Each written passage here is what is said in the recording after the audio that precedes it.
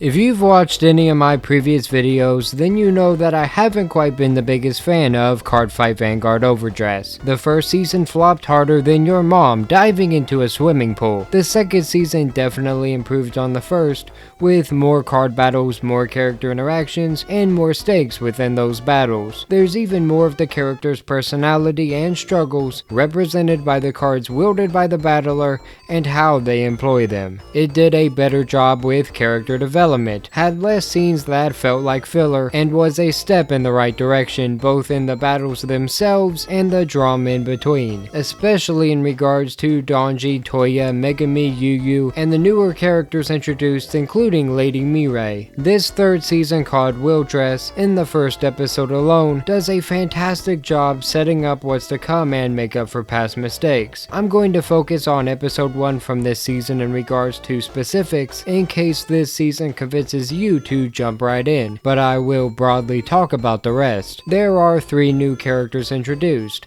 a girl who has seemingly never played Cardfight Vanguard before, a student council president from a prestigious school, and a suspicious character of some importance who we see a glimpse of his influence in episode 1's very last scene. The girl learns how to card fight, and in turn, that means we finally get to as well. A scene that was heavily needed in the first season, but better late than never, I suppose, especially with how much more prominent card fights are this season. Since she's new to card fight and being trained by Team Blackout, her playstyle and reactions after the battle reflect that. It is used to contrast with the prestigious battling style showcased at the end of the battle with the president character. He wrecks his opponent off screen, and although they did say that it was an honor to battle together before the fight, he spares no words afterwards. The losing battler tries to laugh it off, getting him insulted and told that losers shouldn't laugh, a counter to how regardless of the outcome, Team Blackout can still have fun afterwards and don't take it as seriously, something that Toya had to grow into whenever he joined Team Blackout last season. The green-haired guy I brought up earlier, that is Susiwasi, gives our heroes invitations to a card fight tournament at the end of the episode, calling them counterfighters for not officially competing in tournaments but having undeniable skill regardless. He states that this tournament will have many powerful fighters, showing silhouettes of them and giving us something to be excited for in regards to the rest of the season, although how he knew Irara's name was never explained, especially since she never fought before this, which was a big oversight in terms of writing. Literally, they could have given her the invite without ever saying it was specifically for her. He could have said it was for the strongest card fighters he could find, and that he recognized her potential. Countless ways to avoid this glaring hole in the first episode. Regardless, this was a far better introduction than the other 2 seasons, with season 1's being absolutely horrible, not setting up how to card fight, the importance of card fighting, and focusing far too much time on drama in regards to a cross-dressing storyline. It wouldn't took anyone that didn't have a prior interest in Cardfight Vanguard, and even if they did, the focus on unrelated things was probably a turn-off for many of them, and maybe even you as well. The second season has a pretty good first episode, focusing on the character interactions between Donji and Megami as he makes the drastic decision to quit the very team that he has led, Team Blackout. People rallied behind him. Megami idolized him, so seeing her tag along with him on this train, trying to wrap her head around his decision as they solemnly play a game that is normally fueled by Team Blackout energy, it was a great way to set up the importance of the season and what we could expect from the emotions within it. This episode, besides being a tutorial of sorts for us as well as a new underdog character, demonstrates an important focus on the very thing this show is about: card fighting. It demonstrates stakes that seem smaller in obvious regards, but hints at the card fighting going to be based on what actually matters: competition itself, winning against all odds, or having fun beyond anything else. Testing Yu's resolve, his ability to battle how he believes is right and bring others around to his beliefs in the process, or at least understand their own. The other opponents within the tournament includes familiar faces like Toya, who leaves Team Blackout, which is kinda hard to wrap my head around given how last season his acceptance into the team and him proving himself to them were major points of the plot. They offer a reason for his departure and try to justify it halfway through the season, but with nothing leading up to his departure, it feels super out of nowhere. One of the biggest faults of this time skip. Lady Mirai, who gets some good scenes with Yu this season, still leading her own respective team and them having some good heart-to-heart regarding that. I could talk about a few more, but honestly, as much as I like to focus on card fighting, they did tone down the development a bit too much for fans of the previous seasons at least, especially in regards to the new characters. The writers struggle to find a balance every season, whether it's too much drama to the point of pointless scenes, or too much card fighting leading to underdeveloped characters early on. It never hits the sweet spot in pacing even 3 seasons in, with more card fights but more being rushed as well, with us seeing the beginning and end yet again with little to nothing in between, which was more understanding last season since the emotions were a bigger driving force than the fights alone. Here they struggle with the emotional weight, making it harder to justify the outcome, at first anyway. When a character is crying over their loss, saying they almost won, had their opponent on the ropes, etc., it's hard to sympathize whenever we never got to actually see the battle that took place. Speedrunning tournament arcs in anime is not the best way to do it. The god of high school can tell you that. We like those arcs because we enjoy the combat, not the outcomes alone. We enjoy the character interactions, not just what happened after the battle ends. I understand it was probably due to having limited episodes and time within them, a limited budget, things like that, but understanding why it had to be that way doesn't make it more enjoyable to watch. They should have given these seasons 24 episodes to truly flesh these things out. That's not saying that development for characters is obsolete, however. They do have characterization even if it's not necessarily as deep. The underdog character Urara is a card fight genius but an average student, someone that gets ultra focused within battle and everything else becomes secondary. Up to that point, she outwardly enjoys card battling like any other Team Blackout member, and even when she is focused, she continues to have fun but with all the tension being a new kind of joy, all orchestrated when she hears the sound of a flute. She's always had the problem with focus, however, moments where she needs to be in tune with the environment surrounding her but gets stuck in her own head instead. This ability to hyper-focus on herself and one specific thing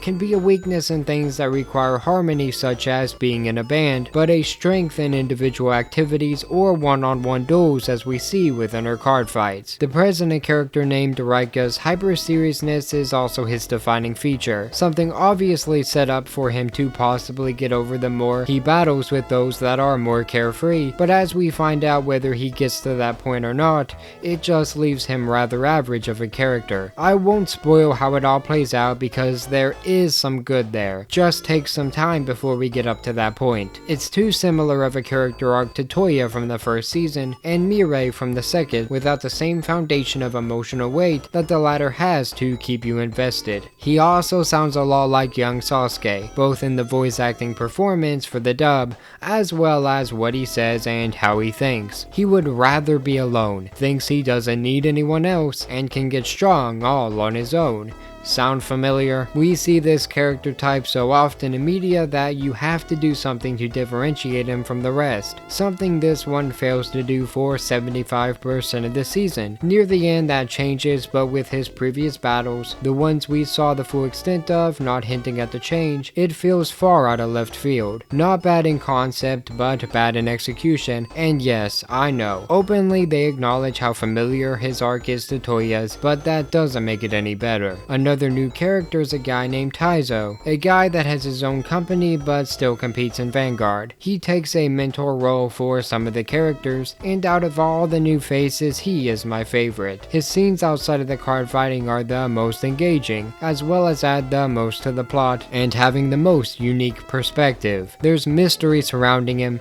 strength emanating from him, but it never compromises who he is and what he prioritizes. Sadly, he was underutilized.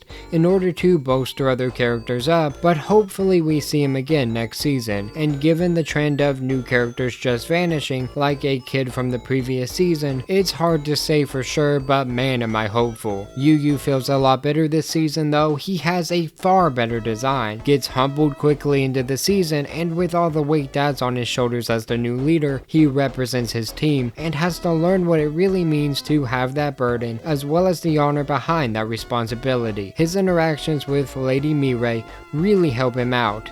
It's the most wholesome friendship this season and was always a joy to see on screen. He's warming into his new role such as Toya did last season, which although their experiences being different, it does add a bit of a samey feeling as it happens so close together. We get some backstory for Zaxa. That was definitely one of the bigger highlights of the season. It's a little rushed in specificity, but it's complemented by a card fight that really helps link it all together. We get to see who he was before Team Blackout, the power he has that we haven't seen up till now, and leaving us to wonder what else there is about him that we don't know yet. It is hurt by prior actions however, his battle in season 1 I believe, where the stakes were arguably higher than this one, but he never uses that power and that ferocity then. It doesn't make any sense and isn't touched on either, so it's up to your headcanon to make it make sense. I feel like Megami is literally on the same character arc every time she's on screen. Her motivations never really change, she doesn't seem to grow over time, and if she doesn't become her own character outside of Donji's shadow, then she's going to quickly become my least favorite main character. I've given the girl 3 Dad Blame seasons, just give her a break already. At least a character that is deemed as the best within the show showed her respect and gave her constructive criticism while complimenting one of her battles. Too bad she reacted like a child, had the chance for real development right in front of her,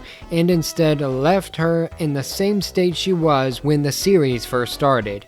What a drag. That really powerful guy I'm not going to say much about. His personality builds over time with mystery surrounding what we don't see, masked by what we do. His interactions with others are best experienced firsthand, so I'm going to leave it at that. In terms of battles, the ones that we see play out are a lot of fun. Whether it's due to the emotions in some or the combat in others, they are all pretty solid at the very least. The normal stellar battle animations that crop up every once in a while are just as good as the prior seasons, without a noticeable drop or rise in quality for the most part. There is also a new kind of overdress, cross overdress, that is used every time Yuya battles, besides once, and not by anyone else. While it does add possibilities for future strategies regarding it, it's weird that he's the only one that utilizes it, especially since the card that gives him the ability to do so was gifted by someone else. Although I would have wrote this season differently, changed the outcome of some battles, made different pair-ups in regards to what card fighters are battling each other, and would have wanted more shown in regards to battles, I do believe that this season, this third season,